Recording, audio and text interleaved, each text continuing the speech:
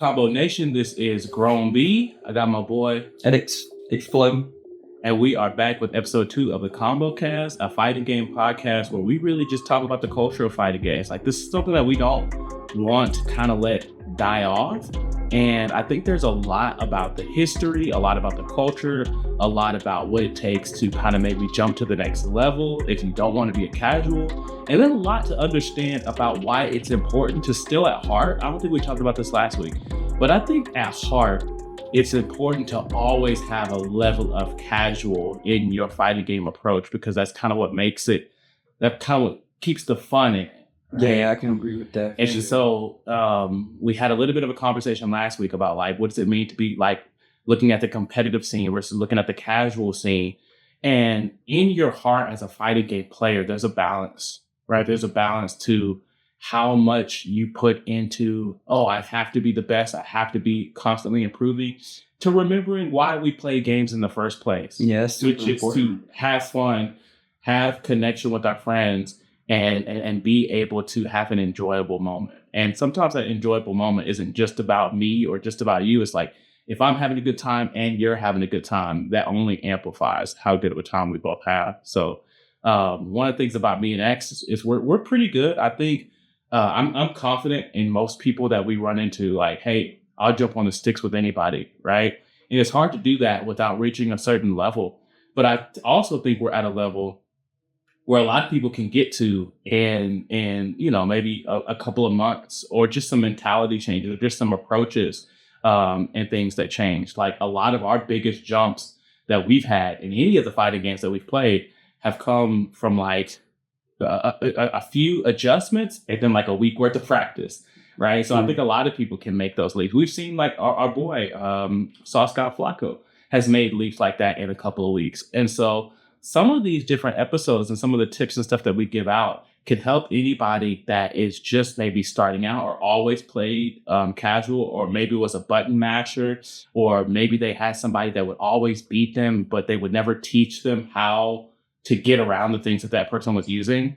And so those are different things that I feel like a lot of people are going to be able to take from what we talked about. But also, like, there's a different level of joy and love for just this whole culture that I think right now gets overlooked, right? Because the competitive scene has become such a big deal. Being a content creator, a YouTuber, has become such a big deal. And so, man, there's just stuff to love about this that I want us to be able to spend time breaking down. And we want the audience to be able to jump into that stuff too. Cool. Yeah. Sounds good, man. Like, and then we've had some experiences that, you know, they might not be the biggest of tournaments, but we've been to a few tournaments.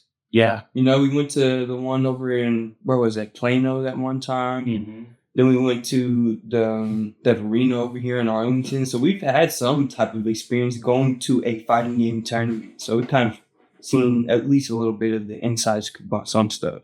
And that environment was so cool. I remember you, I think Mitchell was there. And there was just a moment where we were just having a good time.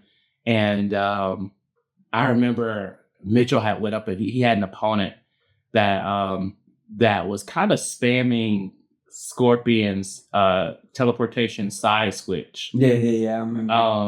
And I was telling Mitchell, I was like, dude, this is he's going to use that. And as soon as you block it, he's going to be wide open. Well, I don't think Mitchell was able to make the adjustment quick enough. But when I fought that dude, I was like, oh, I just watched you.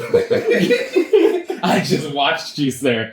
This is not going to be good. And I think I ended up beating him 3-1 or something like that. And so that was a good environment to be in. And just cultivating a healthy environment around better players. That's one of the things I'm really trying to preach a lot now, is cultivating a healthy environment of better players than you. Because now there's such a toxicity attached to being better than someone now in the culture. And I think it's ruining games. Like, don't get me wrong, that competitive fire where you kind of talk a little bit of trash or whatever, it has to exist. Mm-hmm. And I think even some of the toxicity has to exist. Mm-hmm. But the balance is way, way, way out of whack right now. So do you think it's like more so the people who are above other players that are talking down to them like too much, or what do you mean? What do you mean by it? So it's not necessarily that they're talking down too much. It's more so the nature by which you talk trash, right? And even some of the like dehumanizing elements of it, where it's not just enough to talk trash. You really have to make someone have a bad experience with the game. And I never feel like that's what it's about. Yeah. Right? Like we talk trash. I want to show off. I want to flex, but I never truly want to have someone have a bad experience with the game. And I think that's what it has become. It's become a lot of, I'm going to talk trash. I want to be the better player, right? But I want to try to see if I can make sure that my opponent and the people around me have a bad experience. It kind of goes into what you were talking about a couple of days ago, and then you brought it up in our practice recording, like the introduction of this mindset behind martial arts and fighting games, right? And where true martial artists have a level of respect for their opponent. I think true fighting game players who understand the journey that they've gone through as a fighting game player, and they see somebody who's struggling, and they see somebody who is trying to get better, and they take it upon themselves to not utilize their skill in a way that allows someone to learn a lesson, but they're trying to ruin someone's experience with the game. Yeah. I'm not a fan of that. And it has become a rise in like the culture. The culture of trolling with the culture of competitiveness, right? That's the crossover. So now it's I'm better than you, but I have to do it in the most insufferable way. And it's like that line division doesn't exist between those two things. Yeah. You know what I mean? Like people are taking troll wins for the win and just calling it a win and just leaving it at that, almost as if that troll effect didn't even just happen. That's like, hey, we saw you do that, but it's almost like it's gotten normalized now. Yeah, exactly. And I think for me, it's always been fun to experience someone else getting better at the game. And I think I said this last week. When I see someone else getting better at the game, I know that this is a new opportunity for me to get better at the game. Because it doesn't make any sense for me to just sit there and beat down on people that I'm better than, right? So if I can teach you how to look at the game, that may unlock something in you that looks at the game in a way that I had never even looked at it. And now we have, the iron sharpens iron type of situation.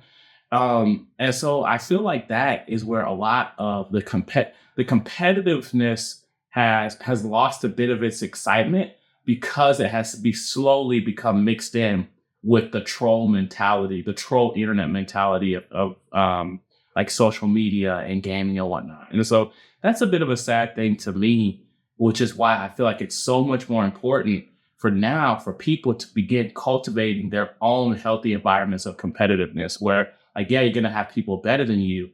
Yeah, there's probably still going to be a little bit of that trash talking, but people aren't getting a rise out of the fact that you're not having fun. I think those things are different, One thing that I wanted to, because we got into that a little bit early. Yeah, we really did. I want to swing back around to that. But one of the things that I wanted to talk about was, what do you think?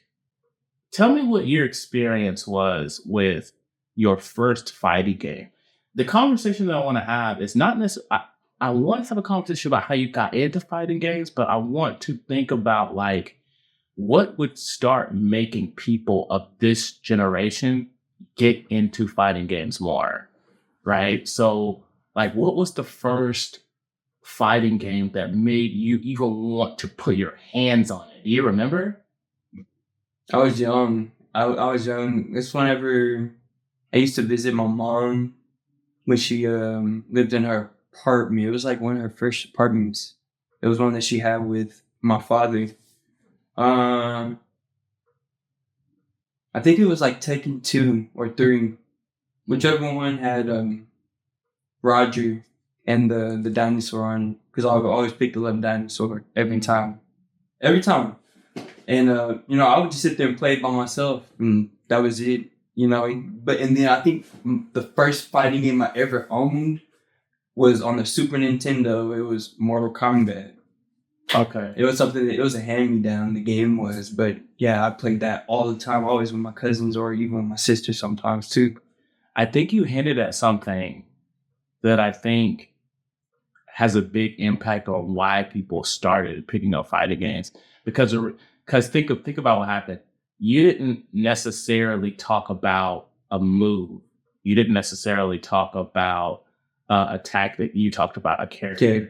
And so I think the characters that people see are really what drive them to fighting games. I think the first fighting game I ever saw was one of the Street Fighters. And I think it was, I can't even remember because I don't play a lot of Street Fighter. But I think it was, who was it, Ken or Ryu? No, I think it's Ryu that does the freaking Kamehameha. They both do, actually. Oh, they both do. What's the actual name of it? Hold up. Hadouken. Okay, yeah. And I thought, oh, these dudes are doing Kamehameha. Right. Like, yeah. Let me get on it. That's probably Street Fighter 2, bro. Okay. It was probably, that's probably what you saw. But the first fighting game I ever owned was Mortal Kombat 4. Yeah? See, I can't remember before. I owned a Mortal Kombat 4 on PlayStation or 64? On the 64. Okay.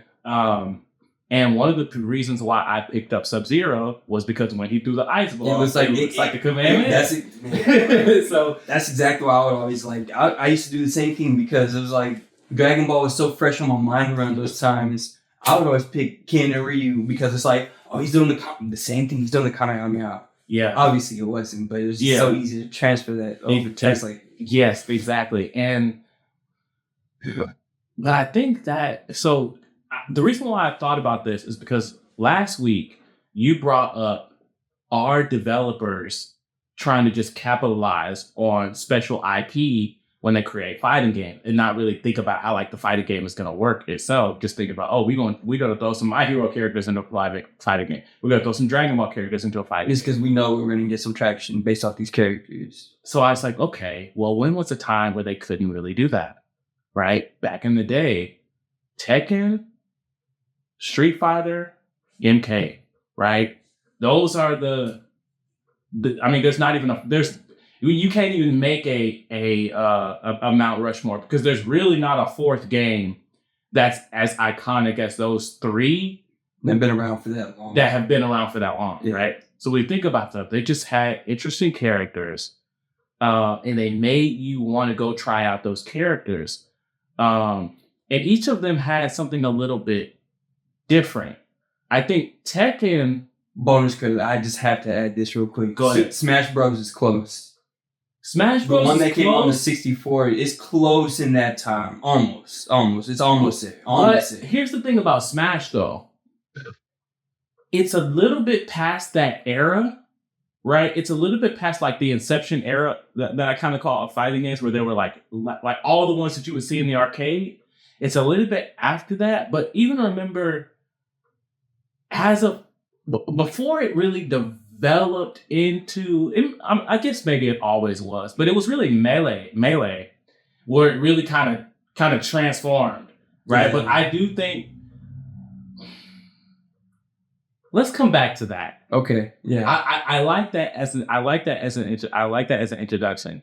Well, so far that Mount Rushmore is like a three-header. It's a three-header for sure. Yeah. I think it's some honorable mentions here and there, but. Yeah. Like even Soul Calibur would get popular, but like the thing is, like nobody's been able to stop those three games. Mm-hmm.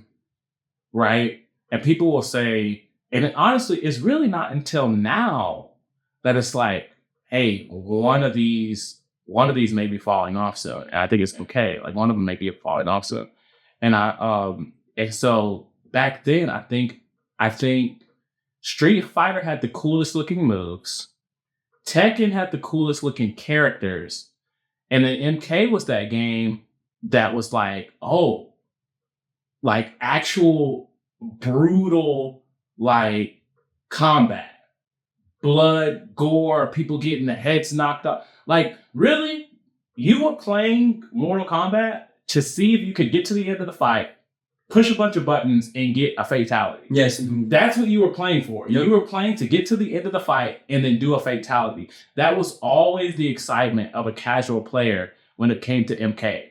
Like, I remember the first time hearing about a babality. I remember I'm looking at a dude like, what are you talking about? I'm young, bro. Like, we're in middle school. So I'm like, yeah, I got a babality with blah, blah, blah, blah. Didn't even know what the heck that was, bro. And then come to find out there's a fatality type of move that turns them into a baby. That's insane, bro. But you had to do that word of mouth. Yes, You know? yes. And so each of them in their own way had this interesting thing that would draw a casual in to be able to play in. So you walk into an arcade and you're looking around and you're like, what's going on here? Right? And it's like, oh, you see something cool. Now you're putting a quarter in to see if you can get that character and do that cool thing. And so, but again, all of that is on the casual side. So I'm trying to think, like, what would need to happen in this era? Remember we were talking about somebody used to throw a new wrench in the system. Something needs to happen where a new fighting game comes out and it has something that casual players say, I want to do that, right? Because I don't think that what you were talking about, as far as like them just trying to capitalize on certain types of IP, that's not saving the genre. No, not at all. I don't agree with it at all. That's not saving the genre.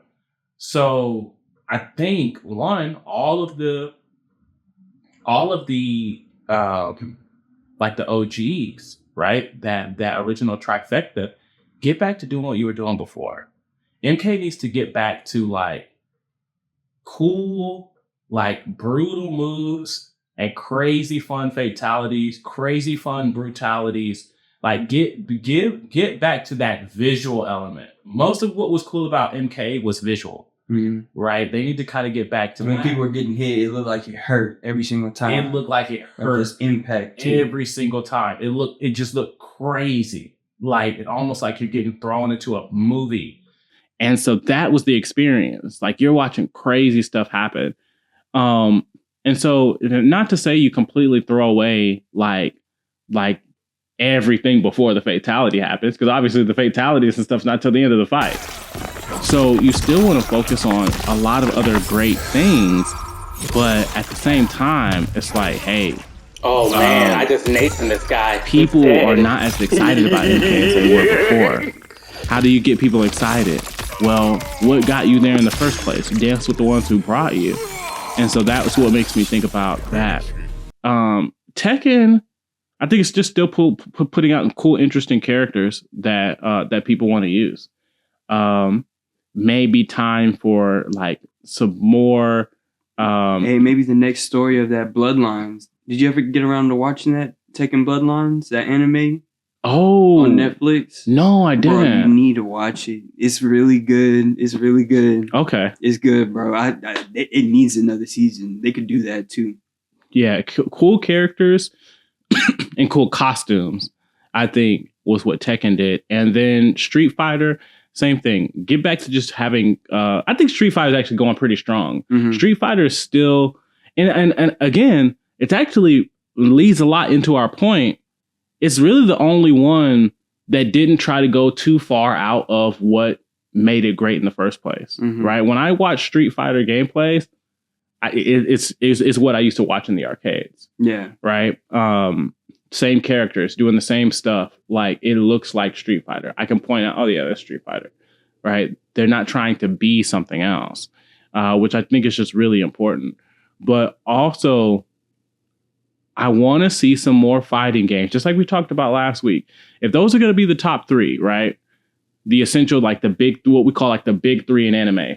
Probably nobody's going to touch those anytime soon, right? But people still like other stuff.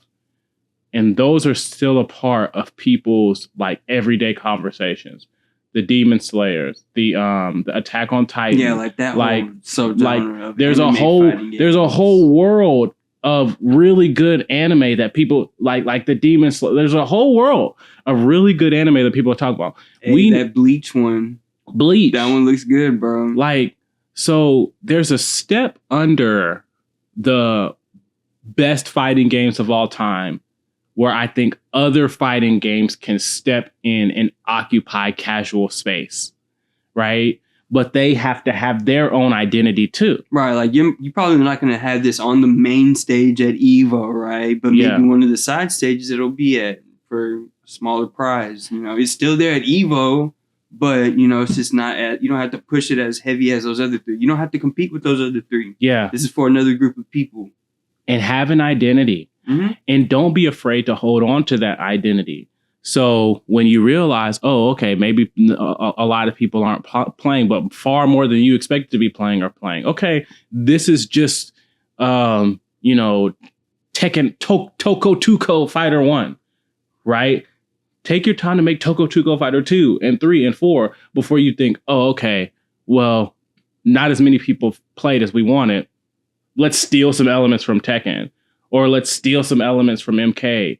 Or drift away from whatever the identity of that game is to try to become another clone of what has already worked really successful for those three, right? So we need like a bold fighting game development team to come out and say, we don't need to make a Dragon Ball game.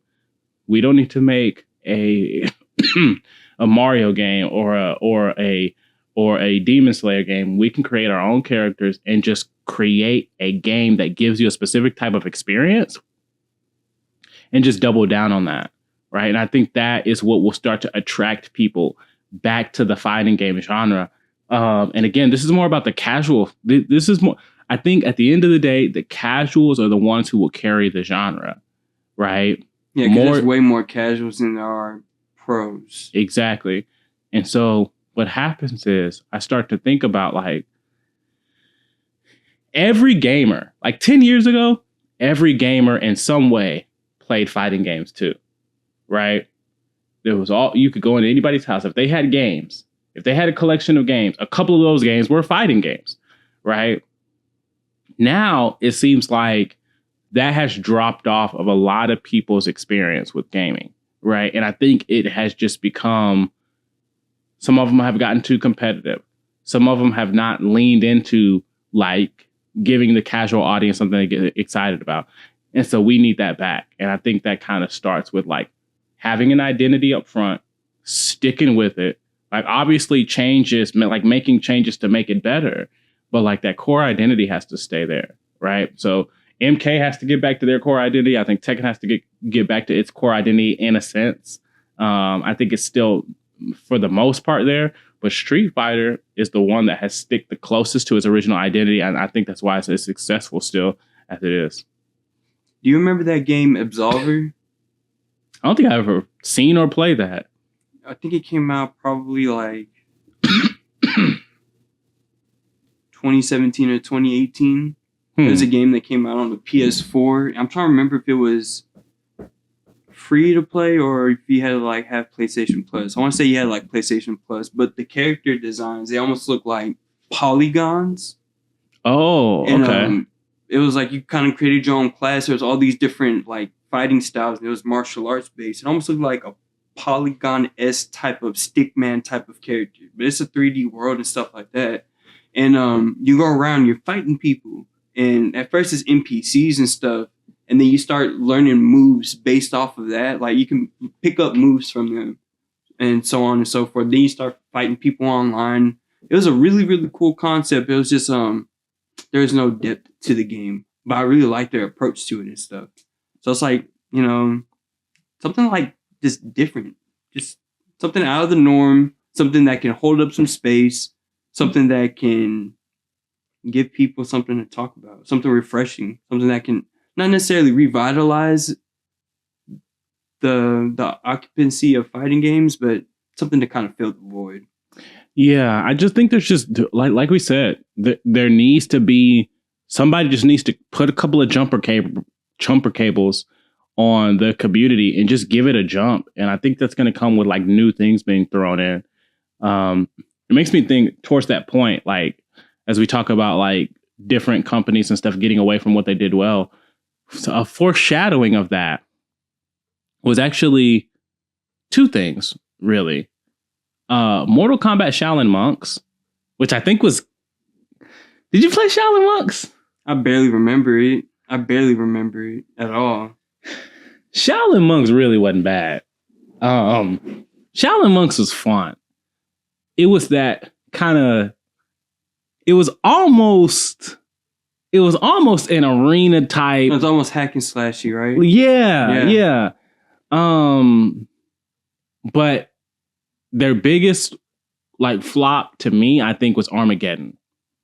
When they tried to introduce the create a character and then create these different movesets and stuff. Yeah. And it was just like then I think you had to try to create your own fatality. And so they were trying to kind of tap into a lot of the character creation stuff that was going on at the time, which to me just doesn't work for that type of game, right?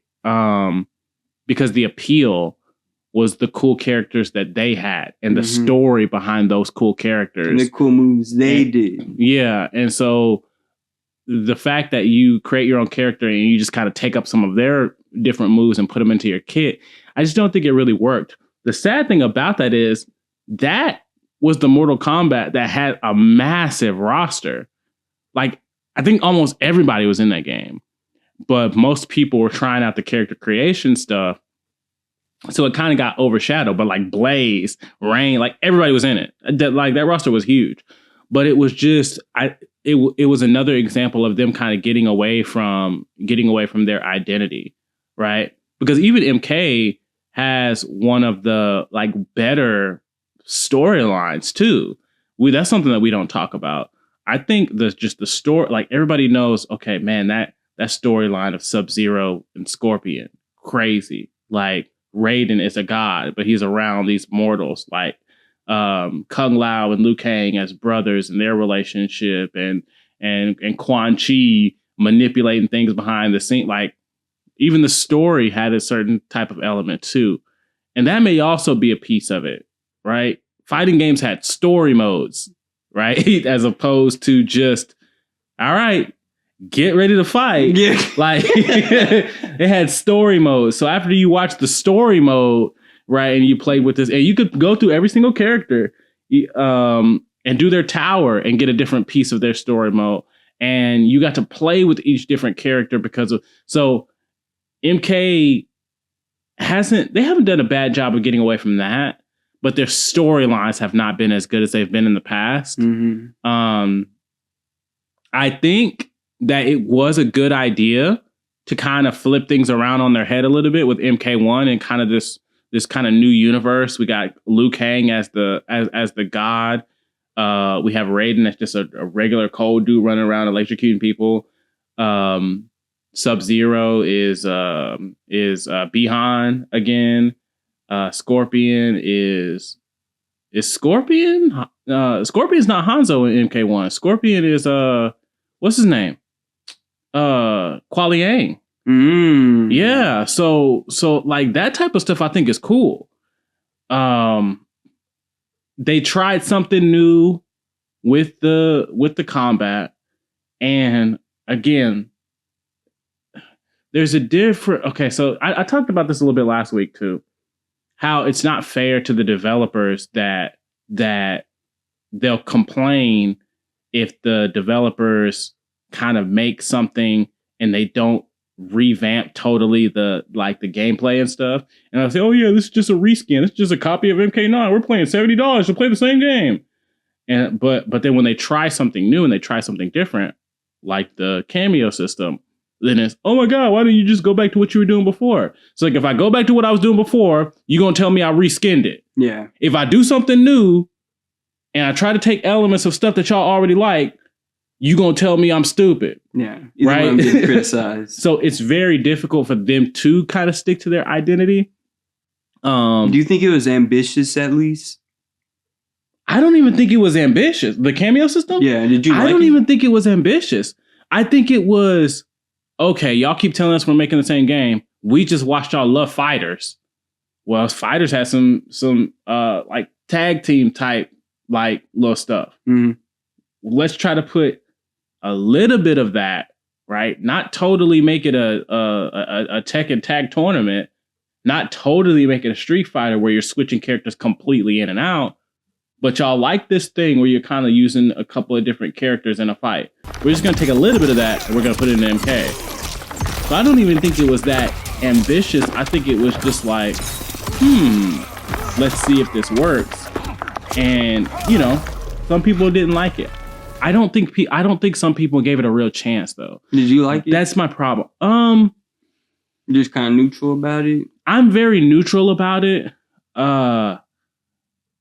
I'm a little bit more when it comes to MK. I like traditional combos much better in MK. Yeah, me too. I didn't like the way they slowed it down in 11. Yeah. Like the combos and stuff, like how they fall off a lot faster. I like seeing the juggles in Mortal Kombat. That's fun. Like the multiple bounces. I miss those days. Yeah, and I also like just good combos in the combo list. Right? So that has been my thing. Like mastering the combos in the combo list. Always having 2 or 3 of those really long combos in the combo list that you got to practice for a while. Versus like, there's a moment where I think you go too far into like having to be super creative in order to throw combos together. And I think you just had to be a little bit too creative to throw combos together when it came to the what's it called? The cameo system. And I think what was ultimately kind of frustrating about that is the cameo system seemed unforgiving when it came to a lot of the combos. There was a lot of moments where I felt like I'm not too far off from the timing that I did last time when I got this perfect. Mm-hmm. Like, why is this not working? And then they also changed a lot of, it felt like they changed a lot of how cancels work. So in a lot of ways where I'm used to being able to push certain buttons a certain way and have a move come out at the right time, it seemed like I had to change my timing a little bit in order to kind of, what's the word? Buffer? Like buffer, but what is it when you like, you know something is happening and so you use something to make up for it? I can't think of the word all of a sudden, but compensate. Yeah. So I start changing my timing to compensate, and then all of a sudden there's another thing happening, but it requires the same timing that I'm used to from the previous Mortal Kombat games. So that was a bit of a struggle for B. But I'm like, okay, that's fine. They're trying something new, right? Let me give it a chance. And then I think we just started playing other games. So I think being at a point where like, I don't think that you should have to be so creative with the combo system. I think there should be a reward for being a little bit creative, but I think that was a little frustrating to kind of deal with when it came to the cameo system. But like you were saying, and like I agree, for the most part, I was pretty neutral about it. So I want to swing back around to like how we were introducing, like how martial arts kind of shows up in fighting games, right? And I know that's something that you kind of talked about that you wanted to bring up. So I'll just let you get a couple of thoughts out about that. But there are some other things that I want to introduce that really go in line with what you're saying. So just let me know kind of what you're thinking about that, and I'll just be tagging in too, because I always have thought about that the same way. Like, it's your own little brand. It's our own little brand of kind of like martial arts in a sense. Yeah, so like whenever it comes to fighting games, it's real easy to just kind of tie in some martial arts aspects, like some mental things, like ethical behaviors, respecting your opponent, and then like self-reflection and self-mastery. Those were like a few things that I was thinking about whenever I think about just anything that's kind of on whether it has to deal with martial arts, because whenever it comes to martial arts, there's always some kind of like Taoism to it, or some type of spiritual aspect to it. So those were some of the things that kind of were in my mind. Yeah, I love that. Because I think about that too. Like the idea of having respect for your opponent, having a little bit of respect for yourself. Like there's certain ways that I don't want to treat my opponent even in victory. There's certain ways that I don't want to treat myself even in victory. Mm-hmm. Right? And it makes me think about like remember in For Honor, you have the different executions, right? There's one execution where the guy, the warrior, gives the guy on his knees, he gives him a dagger, Mm-hmm. right?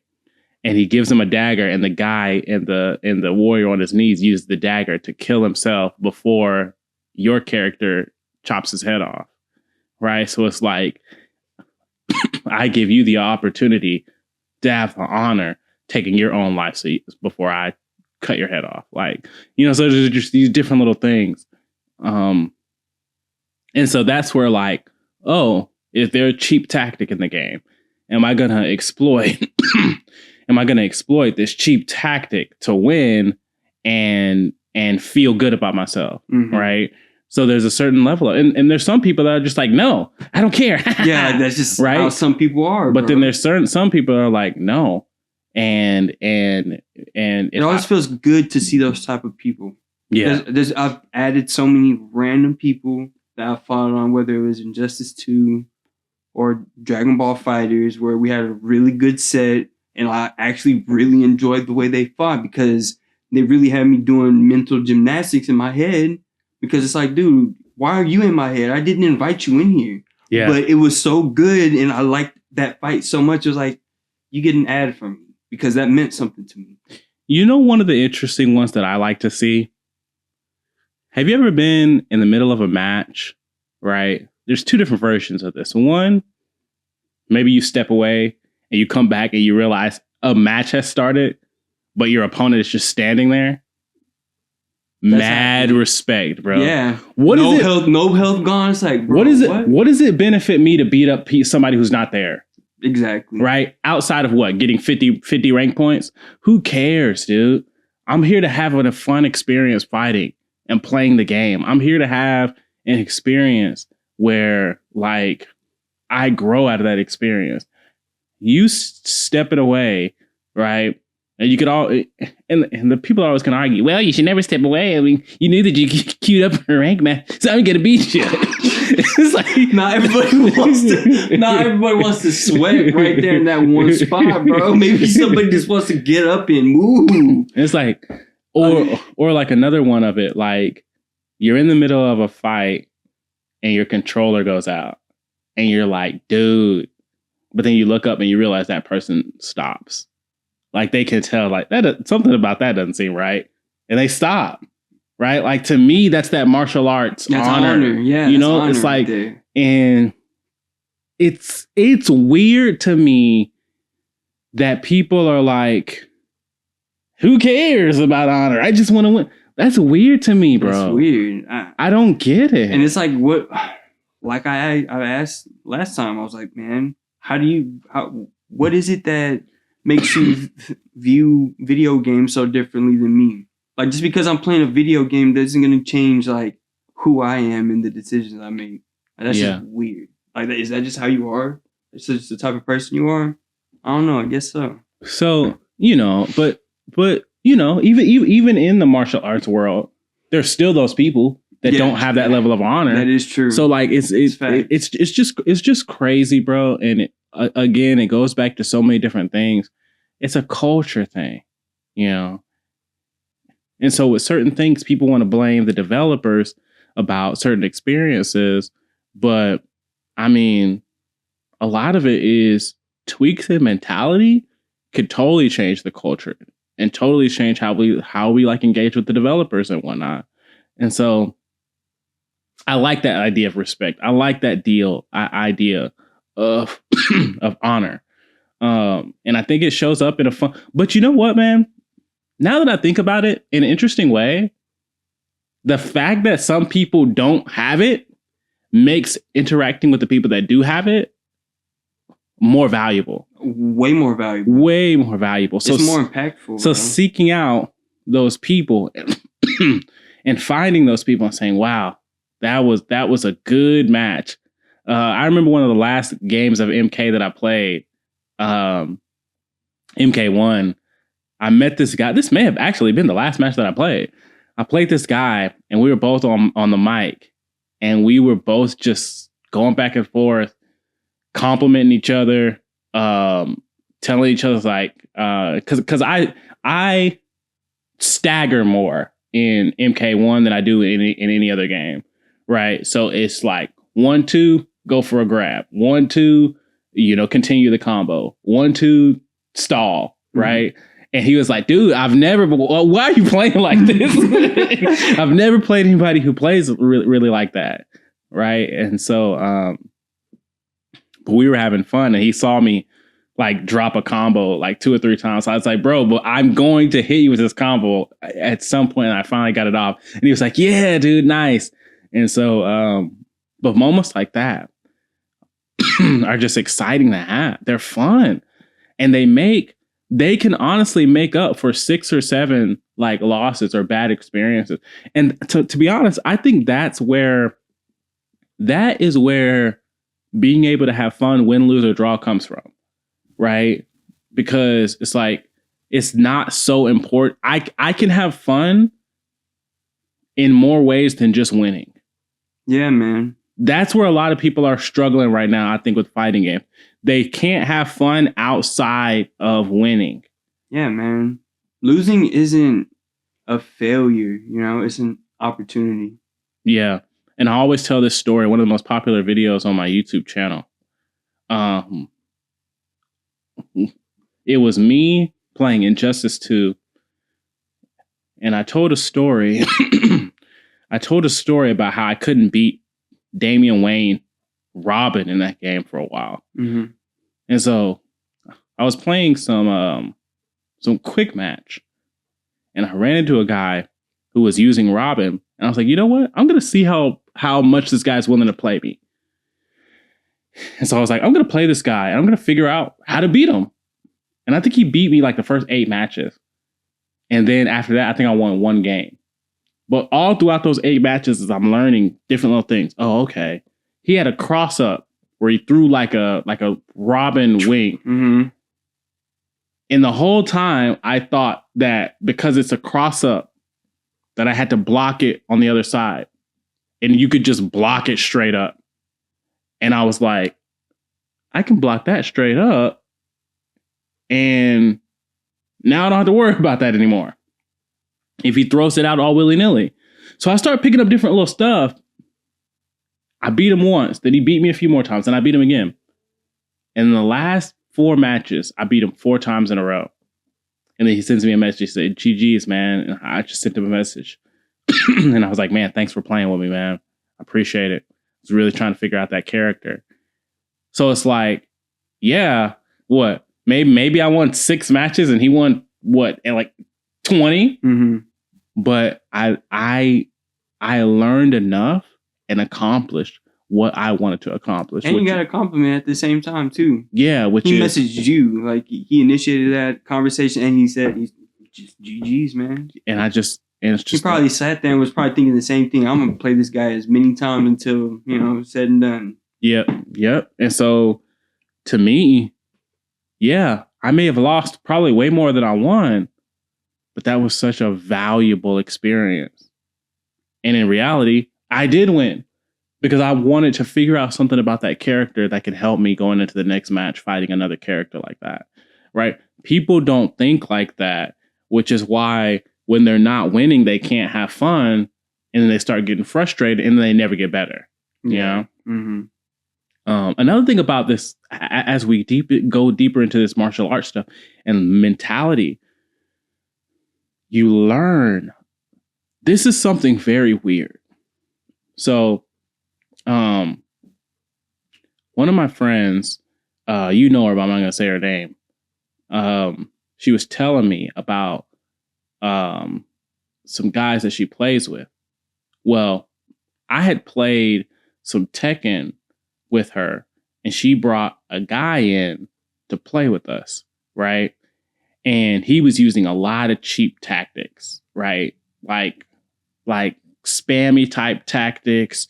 Obviously, stuff you can get around, but if you're just playing with your friends and you want everybody to have fun, there's just certain stuff you don't do. Yeah. You know what I mean? There's certain stuff you don't do if it's just you playing with your friends and you're just trying to, have some fun, right? Well, because we were both using the same character and I understand the character better, so eventually I realized what he's doing.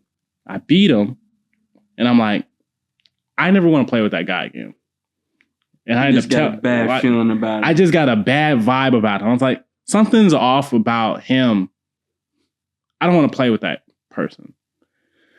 Well, fast forward like almost like a year later. Me and that other friend, me and her, we start gravitating playing other games. And one day she just starts telling me about her other friend group, which this guy is a part of. And she's like, man, this is how this guy acts when we're all playing together. And people don't really like the way he plays because he's mean towards other team members. He takes the game too seriously. He doesn't know how to be a team player. He, will say rude things to people, like stuff like body shaming and just stuff that's just not a part of the game. Right. And it's interesting because it was the same guy that I fought in Tekken maybe 6 times, got a bad vibe about him and said, I don't want to play with this guy anymore. He's a weirdo. Something's weird about this dude. Mm-hmm. But I never talked to him. It just showed up in the way he played. And so I think it's so crazy. She's the one that made that connection. She was like, it's crazy that you kind of knew. I just said his name. Crap. Damn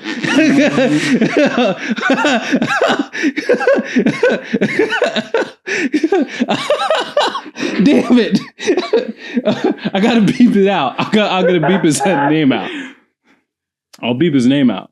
She's like, but she's like, you knew him before you even really knew anything about him. And I think that's kind of scary, but it's kind of cool. It is cool. It's like whoever you are, whatever your personality is, it shows up in the way you play video games, right? And it reminds me of Naruto and Sasuke. Because remember, Naruto was like, have you heard this legend that if you fight someone like of equal power, you can begin to like see into their memories and see into their thoughts and understand them? But it's almost like all that stuff is always leaking out in the way that you play, no matter what. And so I thought it was so cool that she brought that up. And it's like, oh, I was really able to understand. I didn't need to know anything else about him. I was like, this dude was play kind of weird. Then he turns out to actually just be weird. It's like spamming tactics and stuff is one thing, but it's like you're making other people, your friends, have a bad time on the game. Yeah, having a bad experience, bro. Like I said, like we've been saying, it's like, what do you play video games for? But it's real interesting that you bring that up because you might be too far from that. It's real interesting that you bring that up because that is something that I've kind of picked up on as well. Just kind of, I don't know. It's weird how the world of video games actually works. Like it actually is a world. Yeah. You know what I mean? Like we're actually like controlling characters almost all like as if they're extensions of ourselves and stuff. And what we think about doing, we can do in these games, and we know what we can do in these games. So we're trying to implement those based off of what we know. That's going to be different from person to person. Yeah. And it's interesting that you say that too, because this is something I also want to tap into when it comes from the martial arts side, right? Visualization. Mm-hmm.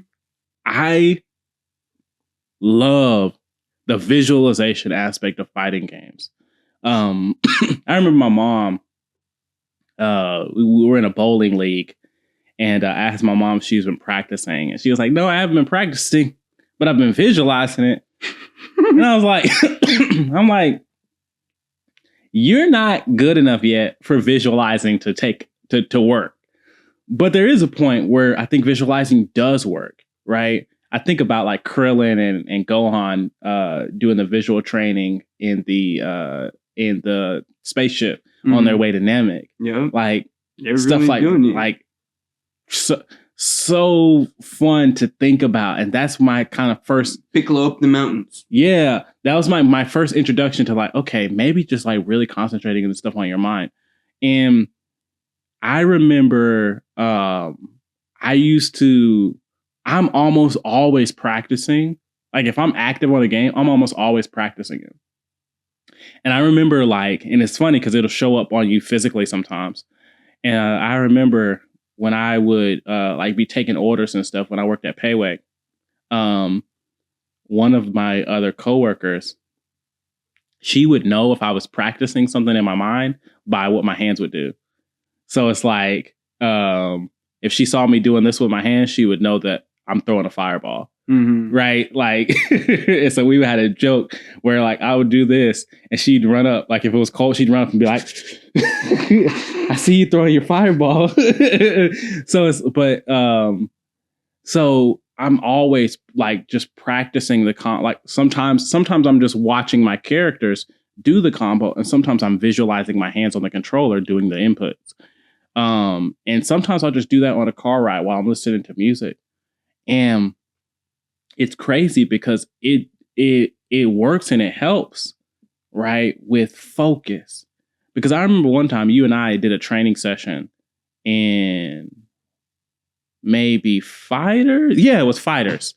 We did a training session in Fighters, and I just couldn't get shit off, bro. Like my timing was just off on everything. And I said, man, I'm about to get off. I'll talk to you later. And I think we ended up saying that we were going to train the next day. Well, I didn't get back on at all that day. And then the next day, I didn't get on. But when I came back, like, it was totally different. My timing was on point. My reaction to everything was on point. Like, everything was almost flawless, right?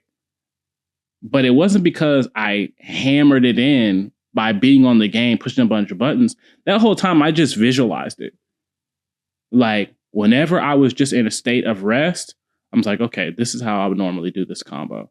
Let me lock in here. This is how I would normally block these particular strings. Let me lock in here.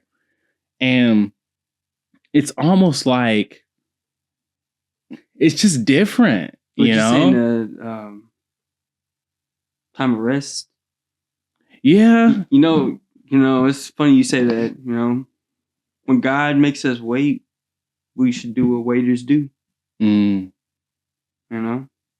Yeah.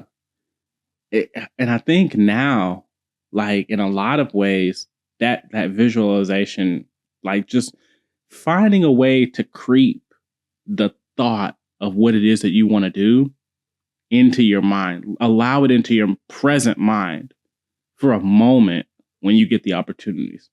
I want to get better at this combo. Allowing that to be in your mind.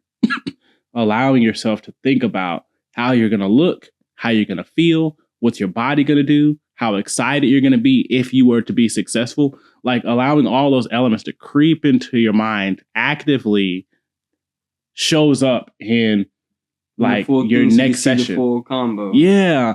And so I think that's something that is a little bit more on the like upper intermediate, like advanced side, because you kind of need some like basic understanding of really how you play, right? How to respond to different things, that sort of stuff. But I love that, you know, and I think to me it's just another piece of like martial arts is about like just mind and body connection. That's really what it is, mind and body connection for martial arts, and it shows up in fighting games as well, for sure. Yeah, man. And plus for that, I used to use that same type of ability whenever it came to sports, like in middle school and stuff like that. I used to visualize all the time back then. I seen it in Dragon Ball Z, you know what I mean? From my adolescence mind, kind of just resonated with me. Same thing with fighting games. Yeah. And so, you know, I think fighting games are really good when it comes to like intimacy building too. Like you get in, and I keep telling people the excitement of running sets where you're getting to know the person and you're getting to know how they play, and then all of that comes to a head. Sometimes that's like 5 games in. And if you're playing a set to 10, now you got 5 more games of like almost a totally new experience. Those last 5 games are what's fun.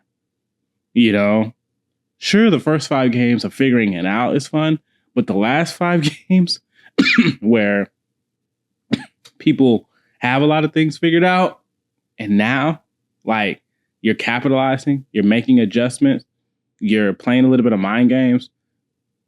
I don't think anything beats that when it comes to fighting games. Mm. Like, so when I talk to people about that, it's like, no, I never want to do rematches, or no, if I feel like somebody can beat me, I'm moving on. And I'm like, man, you're just cheating yourself, bro. Honestly, you're really just cheating yourself. You're leaving a lot on the table that way. Yeah, for sure. Like a whole lot. Like I think for me, getting better only came from a result of losing a lot, you know, and just being okay with it. Like just being like, okay, I'm just not there yet, right? How do I get there? But how do I make my own way to my own path of getting there, right? Not necessarily copying everything that other people do. So all of these things, man, I feel like they come together to really create a great like fighting game experience, right? Thinking about the culture, thinking about like the relationship between you and your opponent, thinking about the relationship between yourself, like actually thinking about and caring and having compassion and empathy for the developers, because no, as much as people want to say, oh, the developers are lazy or they're rushing this, I think there's very astronomically few amount of developers that go out and say, I sure would like to create a terrible game. Yeah. They want to make a good game, mm-hmm. right? And just because you make a suggestion and it doesn't show up in the game doesn't mean that they're not listening. You don't know how to make a game, so you don't know why it didn't end up in it, right? And so I think there's a lot of part about culture that can make even the experiences that we're having now, right, a lot better when it comes to fighting games and whatnot. And so, but I think we've covered a lot. Anything else that you've thought about that you want to throw into this episode? Not really. We touched base on everything that I kind of wanted to talk about, or whatever was kind of on my mind. Nothing new popped up, I would say that. Sure. But this was pretty much the conversation that I wanted to have. I really liked like how we tie into the mental side of it, the mind and body connection, how that shows up in fighting games. And that just opened up opportunities for me to kind of speak on a lot of different things that I feel like are really good. Yeah, and overall, it's just kind of, I think it's healthy for us as consumers in this space, like for other people who are in the fighting game community. This should kind of be like a standard to kind of think about when jumping into it. Like, just come in with a good mind state for, you know, some of us who enjoy fighting games, we really, really enjoy them. We want them to stay around. So, and I don't think a lot of people open themselves up to say, let's talk about it. Like, let's just have some healthy discussions about what our experience with fighting games are. Let's have a healthy discussion about like how we approach getting better, how we approach losing. Like, is there an experience that we want to have that we aren't having? Is it possible to have that experience? And what change do I need to make in order to make that possible?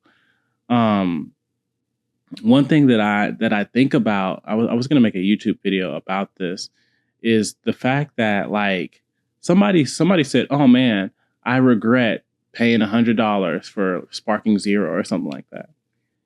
And even with every bit of information that I have now, I would still pay for the ultimate edition of Sparking Zero, right? If I knew everything was going to happen the exact same way, I would still pay $100 for Sparking Zero. And again, it goes back to, do you really understand what experience that you want to have? And how much control do you have over the experience that you want to have? Me, I knew that I wanted to spend the overwhelming majority of my time on Sparking Zero fighting with my friends, right? Whether it be you or Steve or whoever, right? I knew that's the experience I want to have because guess what? In Tenkaichi 3, that was the overwhelming majority of the experience that I had on Tenkaichi 3. It was fighting one of my best friends, Don, right? I would always use a version of Goku. He would always use a version of Vegeta. We would go at it. We would have the craziest battles. I remember one time we couldn't touch each other because we both turned into Goichi, and we just decided, you know what? I'm just gonna throw out a beam. And we both happened to throw out a beam, and now it's a clash, and we're spinning the throttle at 1 HP, right? And laughing and joking and getting excited and the way we fight, and when you do something cool, I'm like, oh, that's amazing. When I do something cool, you're like, oh, that's amazing. That was the experience that I want to have. And I have the overwhelming control of that experience, right? I didn't get Sparking Zero to play with you niggas online that want to spam. I didn't get it for that. I may play y'all online a little bit. I may play y'all online a little bit. I may gamble a little bit and say, man, let me see if I might get online and find some dudes that play like how I want to play. I may gamble a little bit, but at the end of the day, I knew what I was getting myself into. I knew what I wanted from that game. I knew the experience that I wanted to have. It wasn't running around collecting Dragon Balls and doing survival mode and all this other stuff. So like when people complain about, oh my God, where's all the offline content? I want to play by myself. Okay. But I didn't care so much about that because I knew what the experience I was looking for. And I don't think because people don't have conversations like this, right? Maybe because maybe it's like, oh man, y'all too soft. You just be gaming or whatever. Like people don't want to talk about their emotions. Like people don't want to talk about their emotions. People don't want to talk about how they feel. And so they never really think about their emotions or think about how they feel. And so that translates into you just having expectations and picking something up without really thinking it through. Right. Because when I was looking at all the stuff that was coming out about Sparking Zero, I never felt like, oh yeah, this is going to be a heavily offline game. They're putting a lot of their effort into the experience of you being able to play online, you being able to play some ranked matches, and you being able to experience a little bit of the story. But y'all done played that story 21 times. We not doing a thick story mode, right? I got all that. And so for me, it's like, I am totally happy with the purchase that I made. And I think people that are willing to be a little bit more vulnerable with themselves can get a level of understanding of like what type of experience that they want. And then go out and get that experience, right? Ignore hype, ignore what everybody else is excited about, right? Have a little bit of an open mind. But I think over my entire gaming life, which I would say my gaming life starts at 7 years old. So that is 25 years. I've only regret 2 purchases. Ultimate Tenkaichi,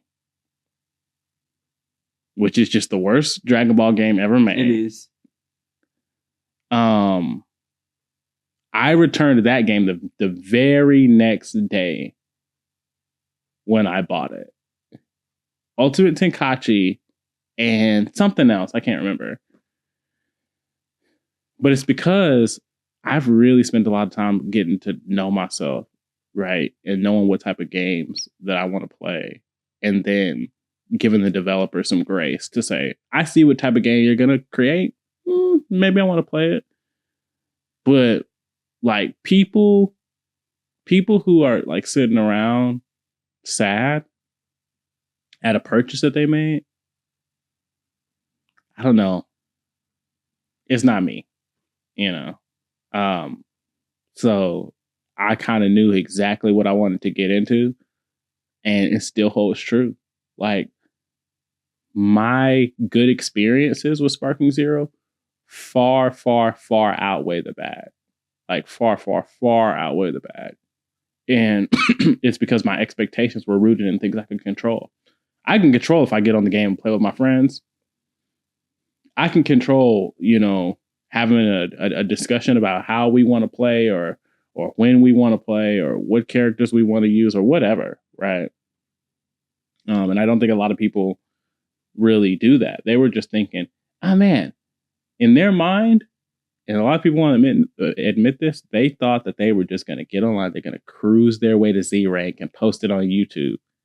And they weren't cruising their way to Z rank because other people don't care about their experience on the game. Yep, Snakes had a result too. The cheese. So, the nachos. And again, right, I can't control, like kind of like that martial arts thing and the honor and the code or whatever. I can't expect everybody to have that with me. So my expectations of Sparking Zero were never rooted in strangers online. And that's why, and that is where I placed the value of the $100. That's where I placed the value of the $100. What type of experience am I going to have when me and X play? What type of experience am I going to have when I beat up Mitchell? What type of experience am I going to have when me and Steve are training? Right? That was worth the $100 because this is my second favorite series. The Tenkaichi series is my second favorite series of all time, next to Kingdom Hearts. I knew what I was doing with my $100. If you didn't know what you were doing with your $100, tough. Yeah. But those are my closing remarks. Anything else from you? Mm-mm. Let on my part. Let us know what you guys are thinking in the comments. We really want to kind of bring you guys into the podcast and into the discussions and allow y'all to be a part of this a little bit more. So we want to do stuff like answer questions and comments here on the Kombocast. There's probably going to be some times where we bring a third guest on. Rich, yeah. I'd like to have him on for sure because he kind of looks at fighting games a little bit more on that competitive side. So it'd just be nice to hear from him. But he's gone to Evo a couple of times. He's competed in Evo a couple of times, so he can kind of talk about that, his experience there and stuff. Yeah, and he plays a little bit. He plays different games than we play too. Yeah, true. Right. So he's like more into the competitive Smash scene and those sort of things. So it'd just be nice to hear a little bit more of his perspective on things as well. But other than that, we're just enjoying being able to talk through this genre and these games, and we want to invite you guys to be able to be a part of it as well. So leave your comments, whether you agree with us on some things, disagree with us on some things. Tell us what your experiences are, and we'll be able to bring those into the podcast as well. This has been the Kombocast, a fighting game podcast, and we will see you guys on the next episode.